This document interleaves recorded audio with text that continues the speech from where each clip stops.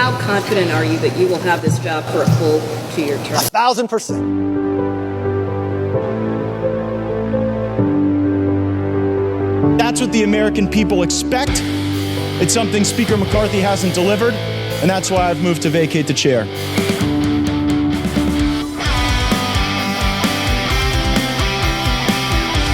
The thing we have in common, Kevin McCarthy said something to all of us at one point or another that he didn't really mean and never intended to live up to.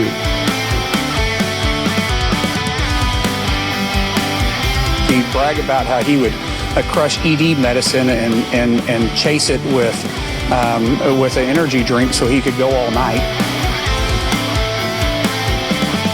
The resolution is adopted.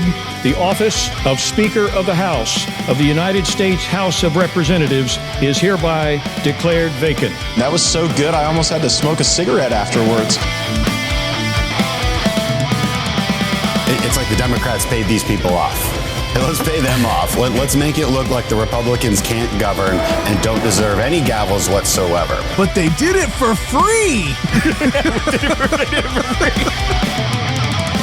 You're listening to Facts and Friends.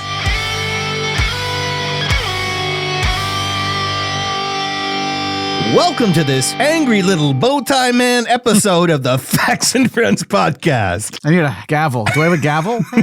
It needs to look ridiculously big given your small stature. That's right. My name is Tino, and joining me this week is my friend and co-host. Most of you know him as Taylor Swift's Travis Kelce rebound boyfriend, but I know him as Judson. Hello, Judson. That's the nicest one you've ever given me. My wife's going to be mad. Man, the numbers this show is going to get when that relationship starts. She'll do the show, right? I'll make that a stipulation of being her rebound boyfriend. Okay. And I read, by the way, that she wasn't at his 34th birthday party, so your opening may be forming already. Oh, my. Let the conspiracy theories commence. Well, we have a veritable Magadonian shit ton of news to talk about this week, Judson. Joe Biden gave us a huge assist with the Bernie bros by deciding to fuck over indigenous people and the environment so he could help build Trump's wall. We're also going to take a look at all of the developments in Trump's legal entanglements. None of them good. I don't think we have enough time for that. Okay.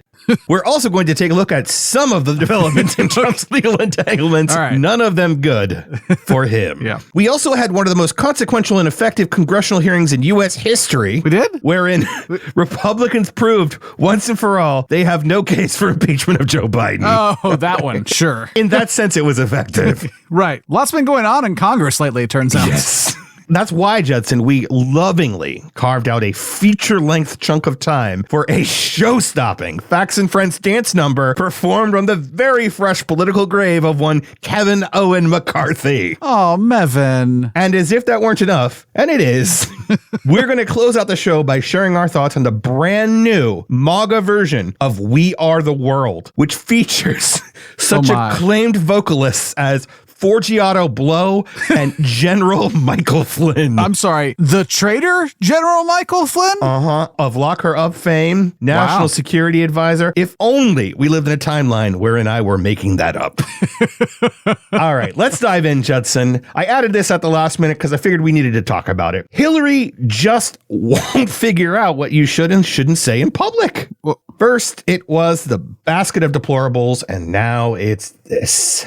And sadly, so many of those extremists, those MAGA extremists, take their marching orders from Donald Trump, who has no credibility left by any measure. He's only in it for himself. He's now defending himself in civil actions and criminal actions. And when do they break with him? Because at some point, maybe there needs to be a formal deprogramming of the cult members. That was from an interview with CNN. I don't see a problem. Well, I did compare it to the basket of deplorables, and she wasn't wrong. I thought the basket of deplorables was an accurate statement, even if possibly ill-advised. Also, underselling how many of them were deplorable. She's not wrong here. These poor idiots have been brainwashed by the far-right misinformation machine and the cult of MAGA, and they definitely benefit from deprogramming. I mean, she didn't say she was going to deprogram the 5G chip that they just activated in their brains, right? No, they didn't get the shot. They don't have those chips. Oh, they've got them. They just don't know they've got them. I think I can say this with some confidence. Neither one of us think there should be any kind of mandated formal deprogramming of MAGA folks, right? I do not think that we should be forcing anyone into any sort of deprogramming program. No. Okay. But technically, that is what Hillary said in that interview. I mean, she didn't get into specifics either on what she meant by a formal deprogramming, though. It takes a lot less than that to trigger these crazy people. She could do anything and trigger these crazy people. She's Hillary Clinton. Why go out of your way? It's not. Wherever she is, that is where she triggers them. It's not out of her way. Well, I don't know. Maybe she hadn't had her daily intake of baby blood and just wasn't thinking clearly. But I do wish she hadn't gone on national television and said that. Doesn't bother me. Okay, moving along. Crazy's gonna crazy. There's not much you can do about that. All right, well, let's do a little association, Judson. I am going to name a debacle throughout history, either distant or recent, and you will tell us the president associated with said debacle. Okay? How does that sound? Okay. All right. What if I don't know? Watergate. Okay, Nixon. Okay, that's right. Teapot Dome. That's Warren G. Harding. That's right. Lying to start a senseless war in Iraq and Afghanistan. Bush. W. Right. Getting a blowjob from Larry Sinclair in the back of a limo. Obama! That was a trick. The answer is no president. Iran-Contra. Reagan. Right. And how about lying about building a southern border wall? Lying about, what you're going to tell me now is that Biden lied about not doing it. I am going to tell you that. That last one is a tie as of this past week, Judson. While Donald Trump lied about actually building a wall on the southern border, one Joseph Robinette Biden lied about not doing it. I will confess that I am now off Twitter. And so I don't know as much about the news that has happened in the last week as I used to. Okay. Well, so I don't know the details. I know the headline of the story, but I do not know the details here. Biden, when he was campaigning, promised that he would build, quote, not another foot of Trump's wall. Sure. Then seemingly out of nowhere on Thursday, his administration said it would not only build up to 20 miles of border wall in the Rio Grande Valley, they also said they would waive environmental restrictions to do so. Yeah, I don't like that. So the Biden folks claim that they were powerless to stop the wall construction, as the funds for it had been approved by Congress back when Trump was president. Now, while that may be true, certainly there was no obligation to waive the environmental regulations, nor in my research and reading today did I find any such claim by the Biden administration. Yeah, I can't give you a reason. Listen, it's well established that you are a Joe Biden apologist. It is established lore by Tino. Yeah, sure. I seem to recall this from season 1.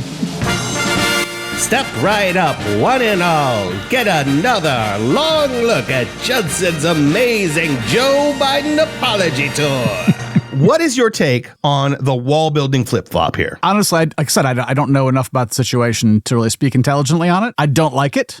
Given what I've just told you. I don't know that that's the entire story. You're asking me to take it on faith that that's the answer and that's what it is. And then I would have I'm asking you to base the opinion you give right now here on the show on what I've told you. But that's, again, I do not have a full enough picture, I think, of the data. I agree. What you've painted, the picture you've painted, I do not care for. I do not like that. And I think that there are probably legal things that they could have done, legal maneuvers they could have taken to not take these actions that they have taken. So either they are doing something that I fundamentally disagree with, or again, I don't have enough knowledge to speak intelligently on why they would be doing what they're doing for other reasons. What about messaging? If you know this time bomb is ticking, right? Don't you get ahead of it publicly? Don't you let your allies and the American people know that it's coming? Kind of tell them what you're doing about it? I think at minimum, you can agree this shouldn't have been a surprise. I think I would, yes. I would just like to hear the administration explain it. And so far, the messaging around this has been dreadful. So it feels a little bit to me like the Jamal Bowen fire alarm story, where news broke about it and there was a video of him pulling the fire alarm, and right-wing media jumped to a conclusion and pushed this narrative that it was deliberate to block votes and to stall the votes in Congress, when the reality is he did a stupid thing for a stupid reason. But I'm not jumping to a conclusion here. I'm saying saying you are. I'm saying that the news broke and the media sources are putting out this information and they're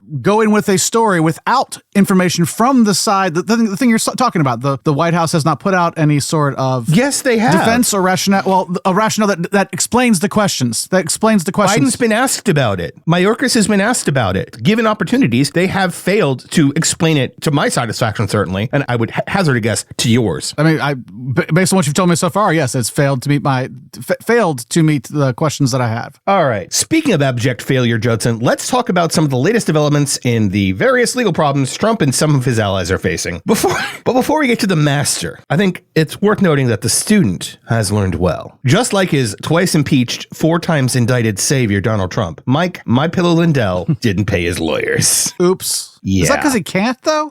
Yeah, turns out. Yeah. Lawyers representing Lindell in his anti-defamation lawsuits against voting machine companies asked the court for permission to quit the case, citing millions of dollars of unpaid bills as their reason. Lindell didn't object to the request, so they've effectively quit. Mike did have a rambling interview about the situation. Here's a very short clip. All the lawyers we have for My Pillow and myself in the lawsuits with the lawfare with Dominion and Smartmatic, they just filed in federal court that to drop us as our attorneys, and we have to. I can't pay the lawyers. We can't pay. There's no money left to pay them.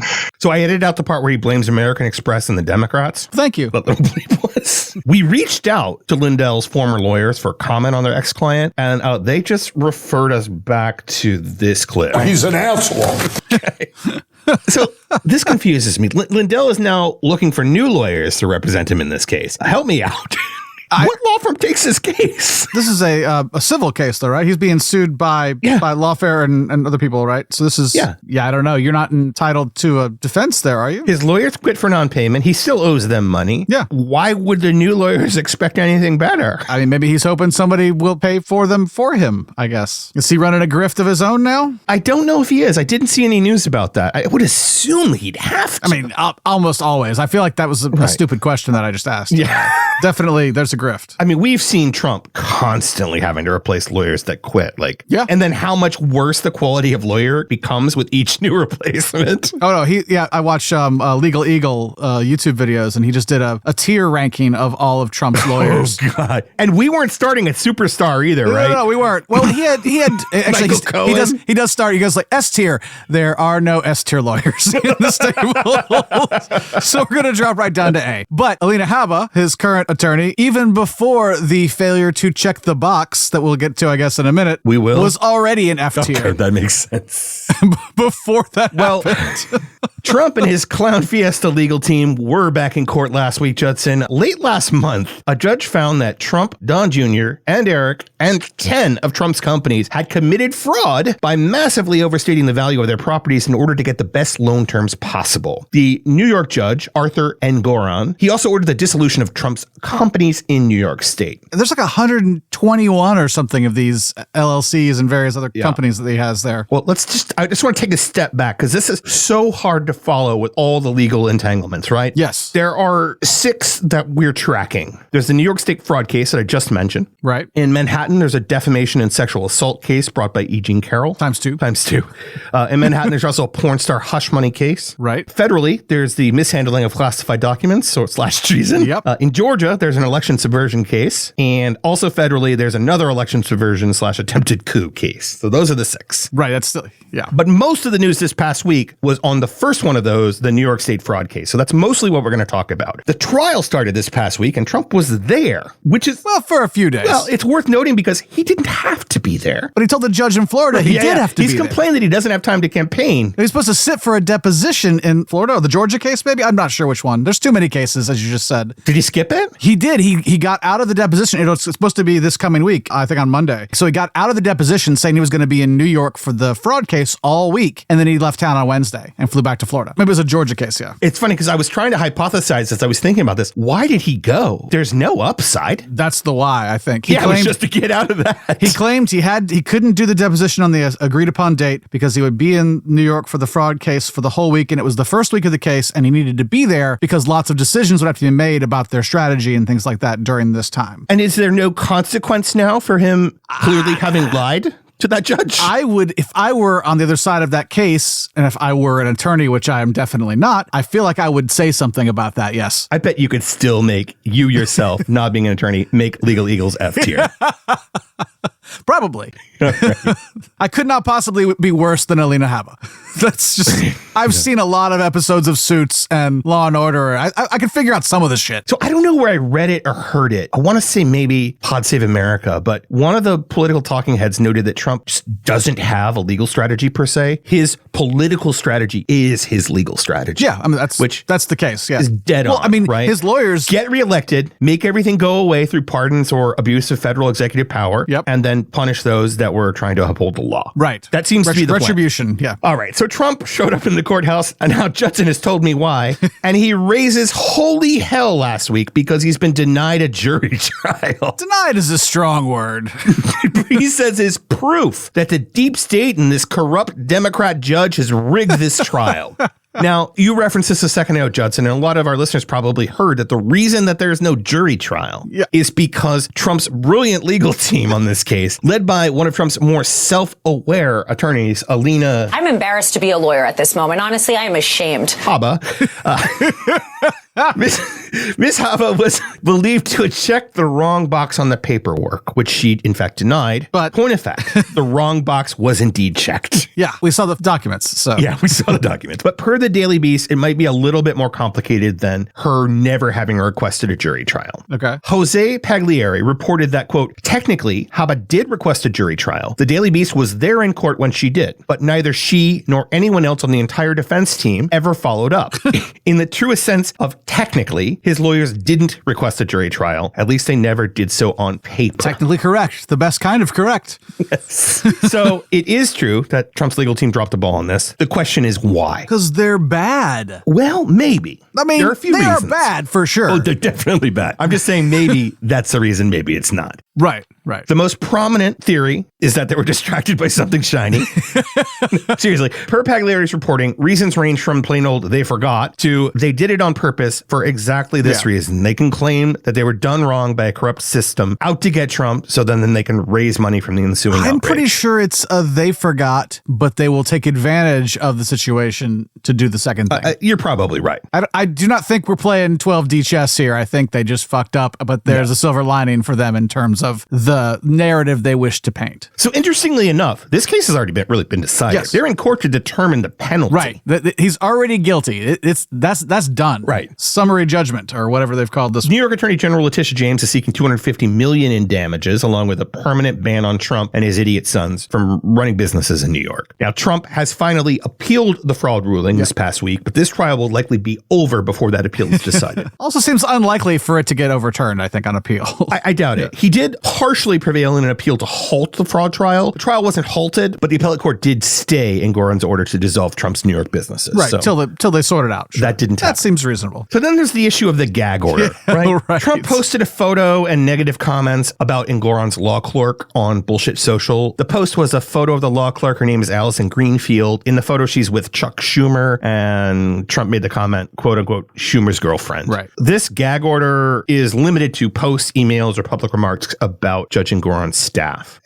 That seems wimpy to me. Well, and he came right out and immediately attacked Judge Engoron. Like, surely well, the order technically isn't about Engoron. It's about his staff. But surely he's part of the court staff, right? He's the court. Yes, but he said his staff in particular. Right. Don't you just think that Chutkin or Engoron or Eileen Cannon should just like straight up issue a gag order forbidding him talking about these cases in public? Right? I don't think that they would want to do that. Why? For the same reason that you mentioned before, that they maybe checked the wrong box. It gives them... Or they want him to incriminate himself. No. That they don't want to give him a grievance that has at least some surface level merit to it. At what cost, though? Like, what these outbursts he's making are doing immense damage to our institutions, further damage, I don't know that the things he's doing right now are having much impact. The point that the judge made in keeping him from talking about the staff is to protect the members of the court, but stopping him from talking about the case at all. I mean, every lawyer would say he shouldn't talk about the case. Right. So I don't see the judges would make the determination that he'll be forced to not talk about the case. I just don't think that they will want to impact or make any sort of sweeping judgment about something basically that impinges on free speech there. Okay, 2 quick final notes on Trump's 2 federal cases. He asked Judge Shutkin this week to dismiss the election interference case because he was acquitted by the U.S. Senate in his impeachment. And he also claimed he had something called presidential immunity. Where's the drop? That's not a thing. It's very much like point of personal privilege. And then in the mishandling of classified documents case, we learned Trump may have given locations of our nuclear subs to some Australian billionaire. Who then talked to like 45 different people about it. Or 60 or something. It's ridiculous. America first, Judson. Why don't we take a quick break before we get into the impeachment inquiry into Joe Biden? And then after that, it's all Kevin McCarthy. We'll be right back.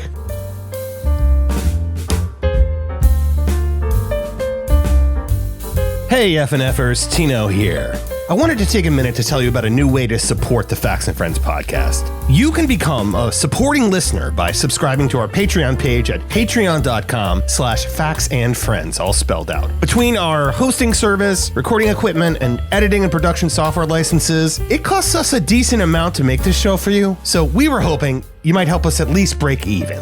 So, what's in it for you? Well, first of all, you'll help keep the show on the air. But wait, there's more. All supporters will get access to the Facts and Friends Discord server, where you can interact with the Facts and Friends community, including me and Judson, and a few lucky supporters may get to read some classified military documents. Judson and I are deeply grateful for any support you can give, and we will prove it by personally recognizing each and every Patreon supporter on the air. We're also re-releasing a ton of episodes from Judson and I's old show, the NPR podcast, and those are exclusively available to our Patreon supporters. Here's a little taste of what that's like. There's a penis museum in Iceland. So they preserve penises in formaldehyde. Oh, Yep. All shapes and sizes. They have penises and penile parts from all different animals, mammals, whales to bears. It started out as a joke and it grew from there, much like many penises we all know, I'm sure. But actually, you know what? I think we have someone better to explain this. We actually have a correspondent in the field right now. I'm going to turn it over to our correspondent in the field, Tino. Hi, everybody. I'm here. The penis museum. I can't talk on. It's cool. Bye. You should totally go see it. So please do help keep the show on the air by supporting us over at patreon.com/factsandfriends. And if you already have, thank you so very much.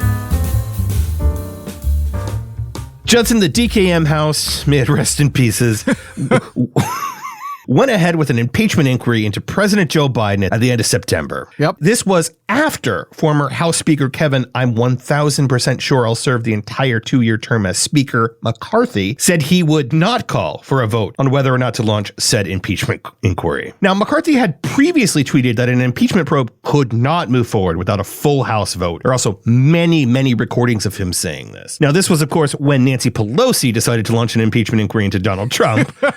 Of course it was. But fine, she did it. Of course it was. But, and hey, turnabout is fair play, fine. Granted, in the cases of both Trump impeachments, there was ample evidence of high crimes and misdemeanors, whereas in this case, the GOP have no evidence of Joe Biden wrongdoing. And they admit it. Some of them do. And those that don't admit it tiptoe around language. They admit that they're on a fishing expedition. They're trying to find the evidence. So the inquiry in this case is to find the evidence to justify the impeachment they're already going to bring. So McCarthy, who at the time and throughout his short tenure as House Speaker was terrified of being removed from his favorite job, he as we said, he flip-flopped and did launch the inquiry, which brought us to this. Take it away, Natalie Winters. But I think today really was rock bottom. We've hit the point where we need to bring back war room impeachment because our House Republicans don't know what they're doing at all. Kevin McCarthy's Hail Mary to try to convince us that we can't shut down the government. These people are fundamentally unserious. Now, If you didn't know better, you would think she's a liberal political commentator. Right, Judson? I would, and then I read ahead and I realized that she wasn't. She is not. That was far-right talking head and willing Steve Bannon War Room co-host Natalie Winters giving her boss her thoughts on the impeachment inquiry, and Bannon didn't disagree. I mean, Bannon, whatever you may think about him, he's a smart guy. You know what? Nope, I don't have to hand it to him. Never mind. I take it all back. I don't have to hand it to Steve Bannon. But Ms. Winters was but one voice in a chorus of right-wing commentary on the performance of their GOP heroes. Here is one of the hardest working Trump ball washers on the planet, and he loves his job, Sebastian Gorka. Seb. Yeah, he is also talking to Steve Bannon about the hearing. And they still owned the Republicans, utterly I reserve my time on that. I mean, think about it. What did we witness today, Steve? It was impeachment 48 of President Trump.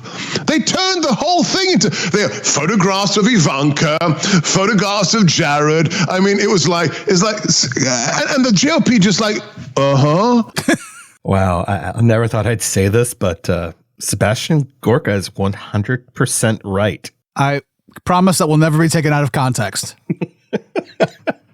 You're too lazy to take it out of context. Oh no. For the right clip, I will do it. So, as proof that he's right, let's listen in on a rising Democratic star in the House. This is Jasmine Crockett of Texas. Yes. She is reviewing the merits of the case to impeach as the Republicans have so far laid them out. Have you ever heard them say "if" since we've been sitting here for I don't know how long? Yes, I've been taking a tally. Oh, okay. Can you show us? Can you tell us what the tally is? More than 35 times, the Republican witnesses and Republican members of the committee have used the word "if." Thank you so much for that. Because honestly, if they would continue to say "if" or "Hunter" and we were playing a drinking game, I would be drunk by now. Because I promise you, they have not talked about the subject of this, which would be the president. But let me tell you something that was so disturbing as I walked in to this chamber today. As I prepared, I said, what is the crime? Because when you're talking about impeachment, you're talking about high crimes or misdemeanors. And I can't seem to find the crime. And honestly, no one has testified of what crime they believe the president of the United States has committed. But when we start talking about things that look like evidence, they want to act like they blind. They don't know what this is. These are our national secrets. Looks like in the shitter to me. This looks like more evidence of our national secrets, say on a stage at Mar-a-Lago. When we're talking about somebody that's committed high crimes, it's at least indictments. Let's say 32 counts related to unauthorized retention of national security secrets, 7 counts related to obstructing the investigation, 3 false statements, 1 count of conspiracy to defraud the United States, falsifying business records, conspiracy to defraud the United States, 2 counts related to efforts to obstruct the vote certification proceedings, 1 count of conspiracy to violate civil rights, 23 counts related to forgery or false document statements, 8 counts related to soliciting, and I could go on because he's got 91 counts pending right now. But I will tell you what the president has been guilty of. He has unfortunately been guilty of loving his child unconditionally, and that is the only evidence that they have brought forward. And honestly, I hope and pray that my parents love me half as much as he loves his child. Until they find some evidence, we need to get back to the people's work, which means keeping this government open so that people don't go hungry in the streets of the United States. And I will yield. So that's her doing what Sebastian Gorka said happened, which is basically, rather than making a case to impeach Joe Biden, the Democrats were making a very strong case to bring Trump back into office just to impeach him again. I mean, if they promise to convict him, I'll agree to do it. So it does seem like there's some bipartisan consensus around how badly James Comer and his Republican colleagues are at all of this. Let's just dig in a moment just to make sure that they didn't miss anything. James Comer chaired the committee, or at least that's what the nameplate said his job was, because he didn't seem to know the first fucking thing about parliamentary rules or the proceeding itself. Oops. This is Congressman Goldman trying to make a point of order, which is a thing, unlike a point of personal inquiry. Point of order. Down here. Mr. Chairman. Chair recognizes Mr. Donald for 5 minutes. Order, You'll have 5 minutes. You'll have my all 5 minutes. The time. A point of order. You're out of order. You're out of order, Mr. Goldman. I have a when point of order. When your time is I asked to introduce something by unanimous Mr. Donalds for 5 minutes. Is it being introduced? Chair recognizes Mr. Donalds for 5 minutes. Byron, it's your Chairman, time. the rules require you to recognize. Mr. Chairman. No. Yes, for a point of order, they absolutely do. Chair recognizes Mr. Donalds. The motion. And is Mr. Donalds' time ticking? 2 points of order. No, Chair Mr. Donald's time is not going to Donalds. tick. Actually, Mr. Chairman, I request this clock be set back to 5 minutes. Set so we the can. clock back to 5 minutes. Mr. Chairman, can I just make a parliamentary inquiry then? Are we not to make points of order on either side during You the keep questioning? speaking about no evidence. Why don't you all just listen and I'm trying to introduce evidence. Worth noting, James Comer, who's completely wrong about the rules there. He's been in Congress and on congressional committees for almost 8 years. But did he ever go? I mean, you think he might have picked some of this stuff up? Yeah. Here's my favorite point of order, also from Jamie Raskin. While allowing Hunter Biden to exploit women. This is a shame. But let's talk about... Chairman, there's a parliamentary challenge before us. The point of order. Chairman, point of order. Who's the point? And we'll stop the clock for you, Ms. Green. Mr. Chairman, our colleague from Georgia has introduced before pornographic exhibits and displayed things that are really not suitable for children who might be watching. And bathing suits not suitable, Mr. Raskin? Well, I'm saying I would like the member to be instructed to not introduce any pornography today. Sadly, that's real. And even more sadly, given Marjorie's past behavior in these hearings, it was entirely warranted. So we've heard from some guests on Steve Bannon's show. Here's Steve Bannon himself talking about the testimony of one of the witnesses cleared and called by Republicans to help make their impeachment case. And I think I heard this correctly. Well, have you seen any impeachable offenses? No. Is this worse than Trump on January 6th? No. That's maybe not a witness I call initially to lay out the case. Maybe you have your staff make sure to check that this witness isn't going to testify that this is a baseless inquiry. Well, it's the first rule of being a lawyer. Like, you don't always know the answer to the ever question. ask a question you don't know the answer to. Yeah. All right. So I'm the staff, and I'm Comer's staff here. Hey, Professor Turley, do you think we're full of shit and there's no basis for this inquiry? Yes, I do. I mean, if Jonathan Turley can't spin your shit nugget into gold, like nobody can. That seems like a conversation you might want to have before the inquiry, like say a box you'd want to make sure you checked. Well, to close this story out, let's be fair. We covered Trump's constant whining during his justified impeachment, season 1, episode 17 for the second impeachment, one of my favorite episodes. So I think it's only right, Judson, that we cover Biden's complaints about this unjustified, absurd inquiry. Judson, can you please read some of President Biden's more inflammatory tweets about this process? I told you I was off Twitter. Well, there aren't any. But again, I don't think there are any tweets. All right, well, let me play the audio. Sure. Okay. There isn't any of that either. Do you mean to tell me, Judson, that Joe Biden isn't publicly bitching and moaning about this inquiry despite its baselessness? Pretty sure that's what we're saying, yeah. Huh. How, presidential. He's kind of ignoring it. Yeah. Well, we'll be right back after we change into our costumes for our big Kevin McCarthy number. Oh, God. There's costumes? Yes.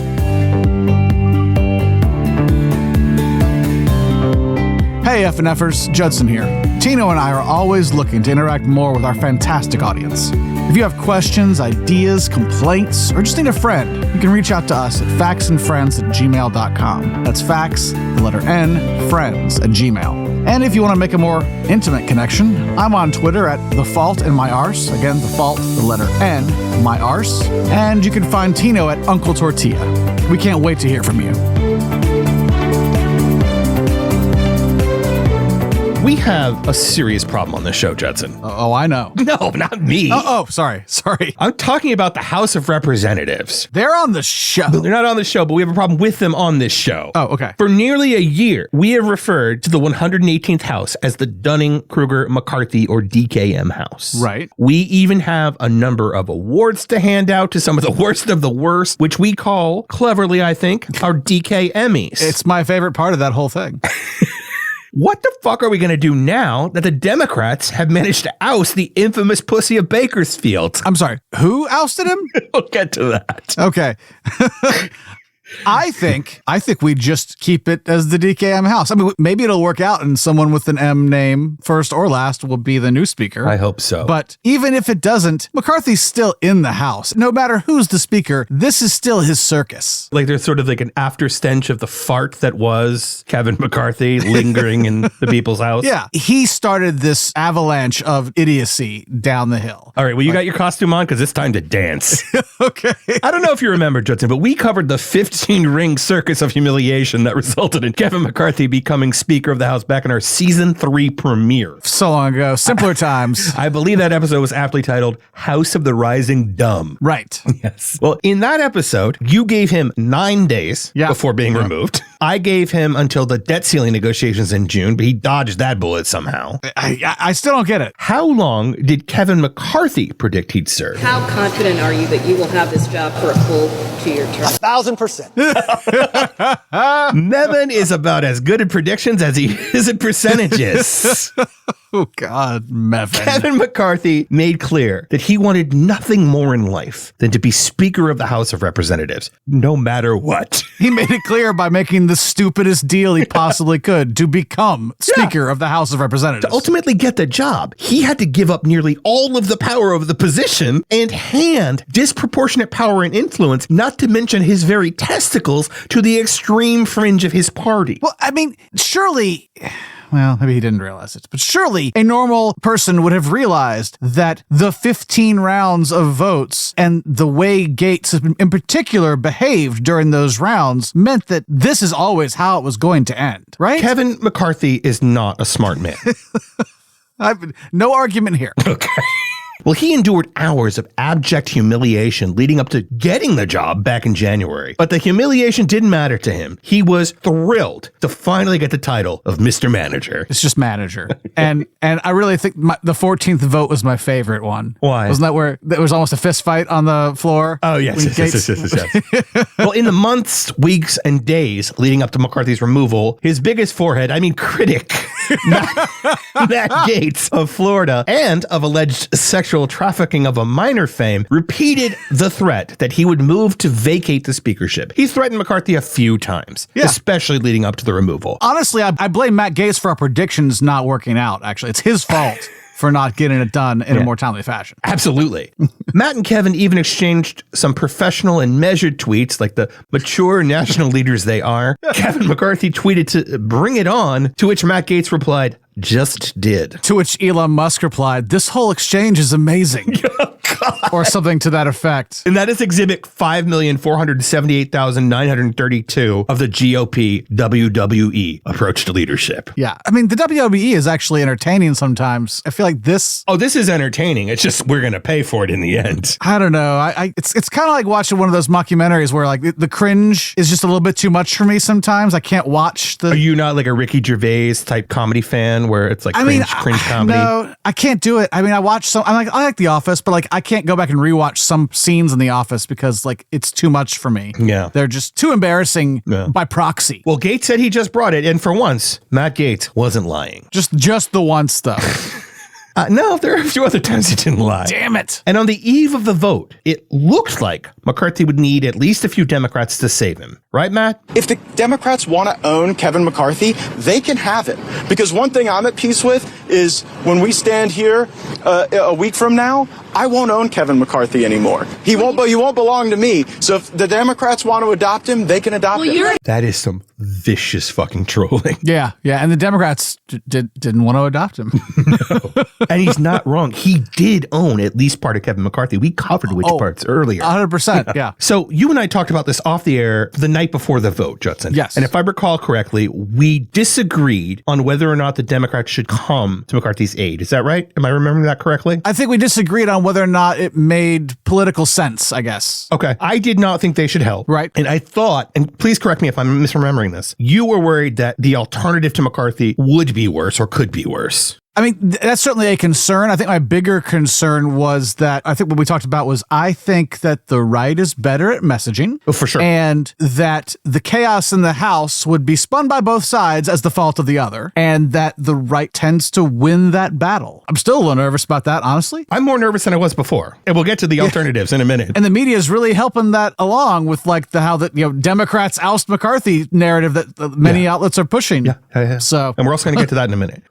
So as the sun came up on the day of the vote to vacate the birds speakership, chirping, it became very clear the Democrats were not going to have Mevins back on this vote. Not a one of them. I was a little surprised, but I mean, part of it is stuff I didn't have any insight into. I think there's still stuff we don't have insight into. Also clear was that there were at least 6 Republican votes to remove McCarthy, which was enough to pass the resolution. Right. One of those 6 was Tim Burchett of Tennessee. And I feel like the Burchett-McCarthy story is emblematic of how terrible Kevin McCarthy and more broadly most Republicans are at their jobs. Burchett is a good friend and ally of McCarthy, but he'd gone on a news talk show the day before the vote, and he said that he was weighing his friendship with McCarthy against his conscience and that he'd have to pray to decide which way he was going to vote. So per Burchett, and Burchett told this story on CNN, McCarthy calls him and belittles his religion and Burchett's need to pray before making this decision in what was, I guess, I don't know, an effort to win Burchett's vote? Now, we haven't talked about it recently, but I think when we went through the 15 rounds of voting, we decided that we were not, at any point, going to shame Kevin McCarthy for his humiliation kink. So did we decide that? I think we should stick with that rule. That was a good decision. We don't kink shame here, Tino. He's got one job. It's stupid. His job is just like kiss this guy's ass so we'll vote for him. And he shits on his religion. Something people are famously easygoing about, yes. Well, Burchett didn't have to pray anymore after that conversation. He had decided he was going to vote to remove his friend, Kevin McCarthy. No, because Kevin McCarthy was no longer his friend. Like, he was balancing his conscience and his friendship. And then Kevin McCarthy was like, fuck you, dude. And so it's like, oh no. So it's just the conscience. Okay, got it. So then it came time to vote. The first vote was to table the resolution, and 10 Republicans, including Mr. Burchett, who no longer needed prayer to decide, voted no with the Democrats. Right. That meant we were getting the real vote. We're going to vote, yeah. But first, each side had 30 minutes to make their case for or against removing McCarthy. Now, normally, you would have the Democrats on one side and the Republicans on the other. Yep. But this is a Republican Civil War, so only Republicans spoke this entire time. Yeah. Democrats laughed occasionally. I know you followed some of these speeches. So I watched almost all of this live, yeah. Okay, great. So the speeches, and tell me if I miss one of the characteristics here. These speeches opposing the removal of McCarthy had very similar themes. 1, the House has gotten so much done for conservatives. Right. 2, Kevin McCarthy is a national hero. 3, Democrats are evil. Yep. And 4, Matt Gaetz is a colossal asshole. That seems to be the gist of all of them, yes, on the one side. I mean, you know what floors me? To hear your garden variety Republican talk about Democrats these days, you'd think they were talking about the worst enemy of the United States. They talk about Democrats like they used to talk about the USSR in the 80s or Muslims in the 90s and the aughts. When you listen to them talk about Democrats, it's pretty unsettling and probably why we're edging ever closer to civil war. They've made us. You just said we already got it. We've got civil war. It's just Republicans only. That's Republican civil war. U.S. Civil War may be coming. They didn't invite the rest of us. No, they didn't. I didn't realize this is how it would go down. And really, like, you are either with or against these guys. They wouldn't let Gaetz even speak at the podium on their side. Right. They sent him over to the Democrat side, yeah. They exiled him to the Democratic side of the House chambers. So most of these Republicans who were against removing McCarthy, they kept referencing these huge conservative legislative victories that they'd had as a conference. Right. But nearly every example they cited went to the Senate to die. Yeah, they did. Is it an achievement to send dead legislation to the Senate? It's a hollow theatrical gesture. It's exactly what it is. It's just partisan theater. Yeah. Well, the pro-removal side was mostly Matt Gaetz, who kept making me uncomfortable by having to agree with him. The one thing that the White House, House Democrats, and many of us on the conservative side of the Republican caucus would argue is that the thing we have in common Kevin McCarthy said something to all of us at one point or another that he didn't really mean and never intended to live up to. You ain't wrong.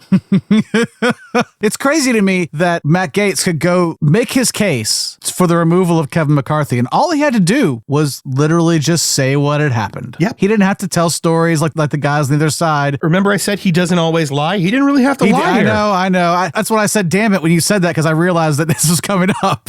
Yeah. All he had to do was just tell the truth about Kevin McCarthy, and you're like, oh yeah, that guy shouldn't be speaker. Yeah.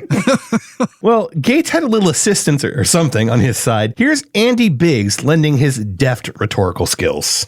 It wasn't going to happen before. You were betting on the come again. At some point, I'd urge you to stop betting on the come. Now, Andy, need I remind you? I would like the member to be instructed to not introduce any pornography today. Thank you, Congressman Raskin. I kind of like zoned out a little bit when Biggs came up to speak, and I just caught that clip at that very end of that. You caught some cum in your ear? Yeah, don't bet on the cum. And I was like, I went to our Discord chat, and I was like, did he say he's betting on cum? I don't understand what's happening. I clearly missed something. I think it was supposed to be a craps reference, and saying that out loud now, I'm not sure it makes it better. Don't think it does. Well, after what felt like an eternity, finally the speeches were done, and it was time to vote. Dun, dun, dun. Unlike the usual electronic vote, though, this was a roll call vote. Yeah. So each congressperson had to announce their vote out loud. I assume that was some sort of like lame intimidation technique. Yeah, I think so. That's my best guess. So as the votes were being announced, I was thinking ahead in the alphabet, right? Boebert had been staunchly opposed to McCarthy back in January. She never actually voted for him to be speaker. She voted present. So I was waiting for her turn to vote. And I was kind of perplexed when she stood up and said, no for now. Because a no vote was to keep McCarthy as speaker. Yeah. Well, take it for what it's worth. And Laura Loomer said it, so it's not worth much. But Laura Loomer accused McCarthy of bribing Boebert for her support by donating almost $100,000 and 2 tickets to Beetlejuice the Musical to her campaign. Sorry. Loomer only actually accused of McCarthy of donating the cash, not the tickets. But you could buy a lot of tickets with that $100,000. We may never know, but the accusation has been floated, and she did show some receipts that McCarthy had donated to her campaign. Right. To the tune of close to $100,000. Anyway, the voting continued. Worth noting, Matt Gaetz cast the 69th vote to remove. Nice. I'm sure he'd have preferred the 16th or 17th vote, though. Strangely, Nancy Mace, who is often wrongly accused of being moderate, mostly wrongly accused by Nancy Mace, she voted to remove McCarthy. Yeah. Afterwards, she claimed it was over broken promises, but McCarthy expressed confusion over her vote. I'm sure he was confused about Burchett, too, whose religion he insulted. And he claimed he had not insulted Burchett's religion. I should have pointed that out. Yeah. Well, after the dust settled and all the votes were cast, it was official. On this vote, the yeas are 216, the nays are 210. The resolution is adopted. Without objection, the motion to reconsider is laid on the table. The office of Speaker of the House of the United States House of Representatives is hereby declared vacant. Now, if you thought that gavel pounding was loud, you should hear the one this angry little gnome in a bow tie made a few minutes later. He's my angry little gnome in a bow tie. All right, let's talk about the fallout, Judson. Despite having done this to themselves, the Republicans were hella mad, mostly at Democrats. They are that guy on the bike meme. I mean, they are that guy who like throws the bar into his own spokes, flips his bike, and then blames something else. I mean, that's what happened. On his way out, Mevin also made clear that Nancy Pelosi and Steny Hoyer were to be evicted from their offices. Some folks wrongly attributed that move to Little Bowtie Man. That was actually McCarthy's order. In the immediate wake of his ouster, I was in our Discord channel. I was cheering McCarthy on for another much longer round of humiliating no votes on his speakership. I was hoping for something like in the triple digits. Even his humiliation kink only goes so far. Yeah, that's right. My hopes were dashed as later Tuesday evening, McCarthy announced he would not seek the speakership again. He in fact held a press conference a few hours after being removed. And at first, it seemed like he kind of set out in this press conference to be the bigger man about the whole ordeal. But as he kept talking, he couldn't control himself and he just started shifting into this airing of grievances. Festivus! It's perpetual Festivus on the GOP side. Yeah. I could always tell what day it was based upon your question. Monday, you would ask if I could pass the bill. Tuesday was whether the rule would pass. Wednesday was the greatest challenge ever to my speakership. And Thursday, when we passed the bill, you didn't think it was a very big deal. And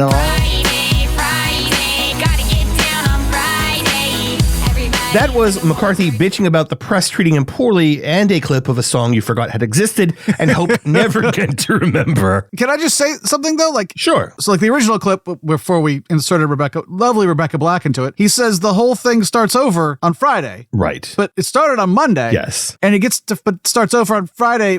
So how does he know which day of the week it is again? Well, there are reasons he got fired. Why are you surprised? Man's not smart, I guess. He is not. He also blamed Nancy Pelosi, who was in California for Dianne Feinstein's funeral. Right. He claimed that she assured him she'd have his back if anyone ever tried to remove him. I have to say, in her defense, she did not vote to remove Kevin McCarthy. I mean, she had to kill Dianne Feinstein so she would be out of town when the vote occurred in order to do it. Don't encourage them, Judson.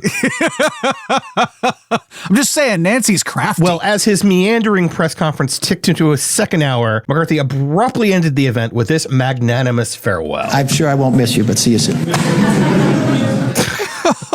So much for being the big man. Poor Mevin. He's so sad. Now, McCarthy wasn't the only one to blame Democrats for his removal. Mike Bloomberg insisted Jeffries should have moved to save McCarthy's speakership, arguing that the next speaker will likely be to McCarthy's right and that Dems might have been able to cut a deal with McCarthy. But McCarthy didn't want to make a deal. He didn't. And hadn't stuck to previous deals he had made. Exactly. I'm not making a deal with a guy who's broken so many promises and lied. But Bloomberg also insisted that Democrats should have helped if for no other reason than to avoid the chaos we're in now. And I say, fuck that. Yeah. If our response to him weaponizing the speakership to take some people on Trump's hit list off of committees and or censure them is to get in bed with him, if our response to him caving to so many of the extreme fringe of his party's demands, including the bullshit impeachment inquiry into Joe Biden, is to save his ass, like what are we doing? No. If McCarthy wanted to save his speakership, he had options available. He did not avail himself of them. Right. And honestly, I think McCarthy could have been a more effective speaker had he not caved to his most conservative, most radical parts of his caucus. Had he actually worked with Democrats, he'd still be speaker. Yeah, he could have actually been a consensus sort of speaker and gotten things done. But that doesn't work in the Republican Party. It doesn't. It doesn't. Remember, we are the enemies. But he could have gotten the backing of the Democrats had he made deals that he stuck to and that got Democrats some things they wanted and got Republicans things they wanted. Absolutely. Like, the compromise could have worked. He chose instead to appease his most radical members who cannot be appeased. Right. There is nothing short of abject total destruction of their opposition that they will accept. And they thrive on chaos. Yeah. It's part of their plan. So what's next? Well, after totally breaking the House of Representatives on Tuesday, Republicans opted to do the thing you're supposed to do after you fuck everything up at work. Take a little me time. Take a vacation. The House is mostly dead in the water until a new speaker is voted in. A few have unofficially expressed interest. Steve Scalise, who was second in the Republican conference after McCarthy, has expressed his intention to seek the role publicly. Also publicly expressing interest in the role is Judiciary Committee Chair and alleged enabler of sexual predators in education, one Jim Jordan. Right. So wasn't Hastert involved in wrestling and sexual predators? Dennis Hastert? That rings a bell, but yeah. I don't recall. Well, Liz Cheney had some thoughts on Jim Jordan. Jim Jordan knew more about what Donald Trump had planned for January 6th than any other member of the House of Representatives. And if the Republicans decide that Jim Jordan should be the Speaker of the House, there will, and by the way, I don't think that's going to happen. I think he'll lose. But if they were to decide that, there would no longer be any possible way to argue that a group of elected Republicans could be counted on to defend the Constitution. Oh my. So she's not a fan. No. Turns out she's not even one of those collegiate wrestlers that got sexually violated repeatedly over years while Jordan just chose to look the other way, allegedly. So you're saying there are a lot of non-fans of Jim Jordan out there? Yes. Now, at first, Scalise was thought to have the easiest path to replace McCarthy. But I read an Axios report that said that some of McCarthy's allies and perhaps McCarthy himself might be backing Jordan. Why? McCarthy and Scalise have history. Oh, okay. McCarthy's not a big Steve Scalise fan. Gotcha. And interestingly enough, the fringe of the Republican conference conference that opposed McCarthy in January did seem to support Jordan for Speaker back then. I'm not clear if they would still support him today without the usual surrendering of the balls. I'm curious, is it a delay tactic? Like they're splitting the vote so that if McCarthy joins with the most conservative folks to support Jordan, there isn't enough support for Scalise? So it's just basically to just tank both? The Times reported that there's a dispute over the rules among the Republican conference. Some of them want to make sure that they don't get to a floor vote for Speaker without near certainty that it would be successful. So one of the rules is that they need to be unanimous in conference. Good luck. Yeah, exactly. But to be successful in the first floor vote, that would require 218 votes, and that includes some fucking lunatics. Speaking of. So, yes, exactly. There are also some more outside of the box candidates for Speaker being put forward. Here's George Santos auditioning for the part. I have not done my job since I've gotten here.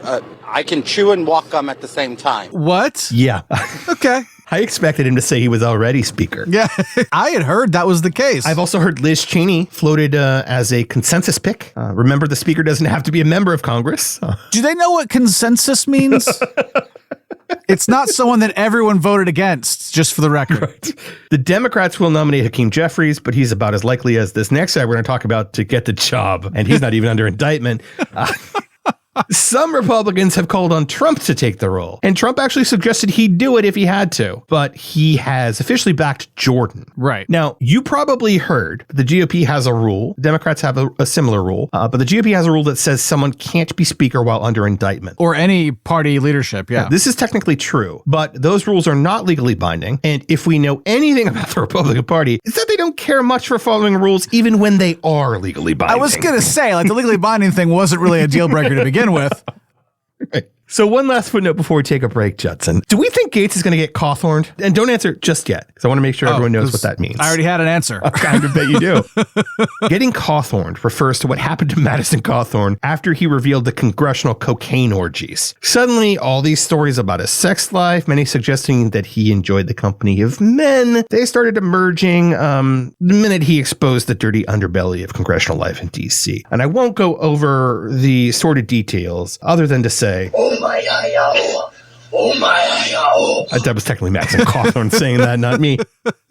All right, Judson, what do you think? Are they going to Cawthorn Madison Gates? Hell, yes, they're already doing it. Well, here is Mark Wayne. Why is there no space between Mark and Wayne Mullen discussing Gates?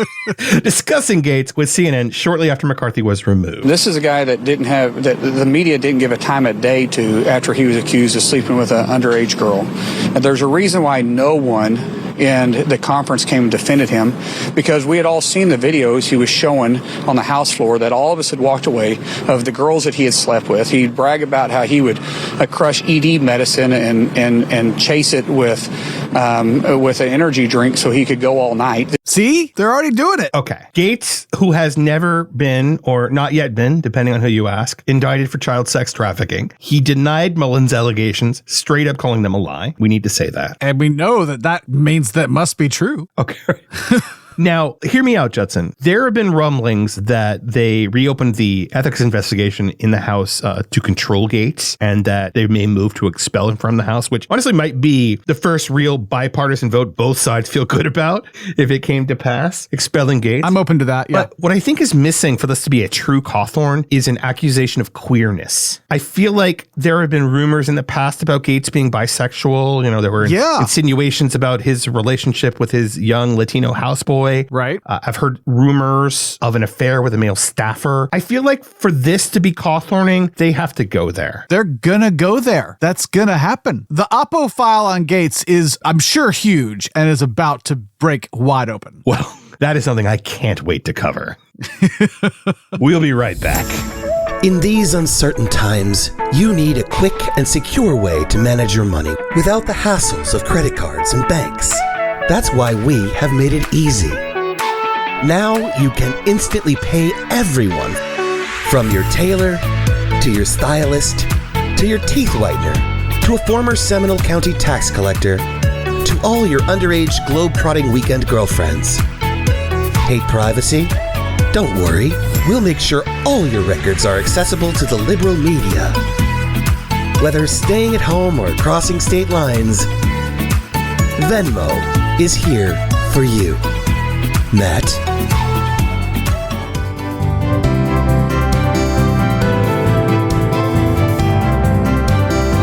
Facts and Friends podcast is brought to you by people like you. More and more, corporate America is taking over the podcast scene. Your support helps stave off a complete takeover.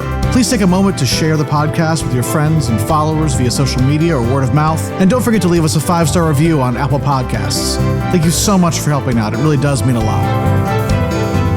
Thank you all so much for listening to the show this week. The Facts and Friends podcast is written and directed by me, Tino. Judson and I actually do the editing and producing, executive and otherwise. We are an independent outfit, no staff. If it gets done, Judson or I did it. Whoa. I mean, I feel like we should say we got somebody else on staff just to give us a little bit of cover here, just in case something gets out that it wasn't received the way we intended it to be. Sure, Kevin McCarthy has a little extra time on his hands. Before we get to our closed topic, we need to talk, just the three of us. The Facts and Friends podcast needs your help. As an independently produced show, there is no big corporation behind us paying our bills. Sadly, most podcasts these days are owned by huge corporations, but we're not one of those. So the bills we have come out of our pockets. By helping us, you're not only keeping the show on the air, you're honestly doing your part to support independent podcasters. Here's what you can do. Tell your friends about the show, encourage them to listen and subscribe, and tell their friends. Also, 5-star reviews on Apple Podcasts help a ton, so please do leave us one. There are a few we need to get to, Judson. We've received a few, and some of them are very, very good. We need to read those. We will. Finally, if you have a few spare dollars, and we understand not everyone does, you would be doing us a huge favor by joining our community of supporters on Patreon at patreon.com/factsandfriends. Now, this is interesting. We have never, ever mentioned the fact that you can donate to this show on our website at factsandfriends.captivate.fm. Right. Because we hate asking for money. Yeah. We've never actually mentioned it. It's been available for months, but we've never mentioned the feature. We resisted talking about money at all for so long. And now we won't fucking shut up about it. But I wanted to mention this tipping ability because we had an intrepid listener who found this tip button without us ever having mentioned it and tipped us a very generous amount. So thank you so much for the tip, Michael Midori. That was awesome of you. We both appreciate so much that you love the show enough to help us out monetarily. Yes, we do. Thank you so much. Many of you have also helped in your own way, and we're extremely grateful for that. Remember, continuing to promote the show to your friends and followers is free and super valuable to us. We'd love to keep doing the show, and we can't do it without you. All right, Judson, I want to talk briefly about the latest entry into the race to become the definitive right-wing hate anthem. But first... It's not our song? We're in the running. Okay. But before we do that, Trump had a rally today, and he said this about Joe Biden. He's got a consultant somewhere. This is the worst consultant in politics that thinks he looks good in a bathing suit, right? No, he spends so much time at the beach. And, how do you do that? And, I have a much better body than him. Where do you keep it? But I'm not really sure that I want to expose it with the sun blaring down and the sand, the surf, the wind. It's not a pretty sight. There's not enough bronzer in the fucking world. That is Donald Trump's greatest fear, the wind at the beach. Judson, what are your thoughts on this claim? I'd like to know, I don't know if it came through in the final cut, but I'd like to know where he keeps the body that he has that is better than Joe Biden's. Really? Seriously? Now, would you be up for the first presidential debate? There probably won't be one, but for them to do it shirtless? I would love to have a swimsuit portion of the competition. I think that's only fair. I mean, we will ultimately regret it, but now we're asking for it. I think America deserves this. Oh, we do. On every level of the word deserve. All right. So the right doesn't know it yet, but they are competing with our show to win the hearts, minds, and most importantly, dollars of MAGA America in a contest to have the official hate anthem of their racist, xenophobic, homophobic, misogynist movement. There are a lot more phobias in there. Yeah, implied Okay. at least. Previously, this contest had been explicitly for a country music hate anthem, but we're opening things up a little bit this week. Okay. Here are the entries so far. Jason Aldean for his racist paint by number garbage song he didn't write. Try that in a small town. Right. Chris Lunsford, a.k.a. Oliver Anthony. Yep. Rich Men North of Richmond. Sure. A.k.a. the Facts and Friends podcast with We've said the name of the song before, but whatever. Yeah. Now, Eric Trump's wife and likely his legal guardian, Laura Trump, she covered Tom Petty's Won't Back Down. The cover she released was heavily auto-tuned and super bland and emotionless. Which sounds like Laura Trump. There was a video circulating around the internet of her singing a little of the song a cappella on a news show. Yes. But that video had its audio altered, and it made her sound super off-key. That was originally going to be our closed topic. I was looking forward to talking about it. I heard the unaltered version. It wasn't terrible. Her a cappella performance was nasally, but it was more or less in tune. So do you think we should count that as an entry into this non-existent contest? Is my first question to you. I think we should. Yeah. Okay, so Laura Trump cover of Tom Petty and the Heartbreakers, Won't Back Down. And Tom Petty would have hated that. Yes. So I think it's offensive both to all of America and to Tom Petty specifically. So yeah, let's throw it in there. I had forgotten he was dead, and this was the first time I was glad he was dead because he didn't have to witness or hear this.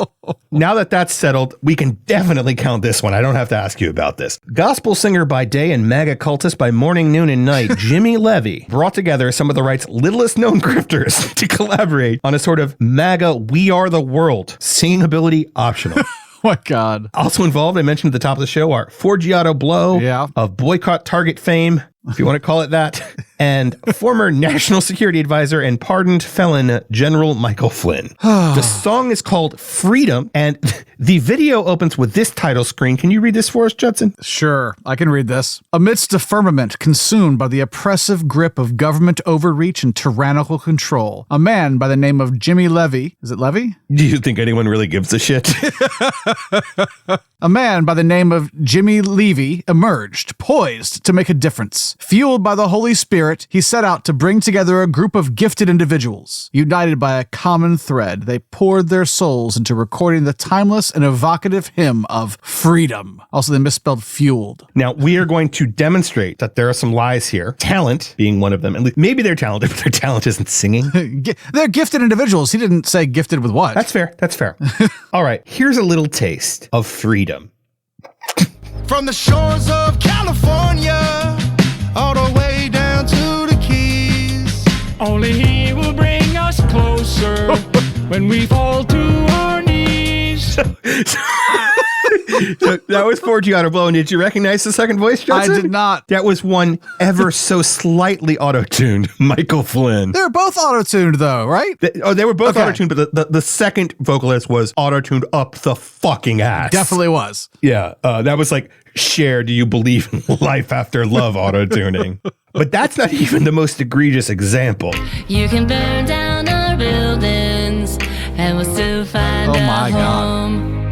Who knew Gladys from Portal was a MAGA person? This was a triumph. I'm making a note here. Huge success. It's hard to overstate my satisfaction. Too nerdy, Judson? Maybe a little, but I loved it. All right. She's kind of an iconic villain. I think she's an iconic villain in any medium, not just video games. She's great. Well, Judson, the reviews for Jimmy Levy's Freedom are in. And what are they? Here we go. At FaZe Blowley marveled at the technical achievement of the piece, saying, quote, "Dick-type production, guys. Great job masking the auto-tune. You could barely hear it." That's all I could hear. At the tweet_father proclaimed, "I'm a communist now." At Magnolia fan_1 hailed the track as, quote, "music for homosexuals." Glowing reviews. And at K2 the Sky raved, "I wanted to sing along, but I threw up in my mouth, so that may not work out." No, they can just auto-tune it. It'll be fine. That is our show for this week. Thank you all so much for listening. Barring serious injury or illness, we will be back next week on the new show. I am officially promising that, Judson. And you've never broken a promise to our listeners. I'm the Kevin McCarthy of promising a show next week.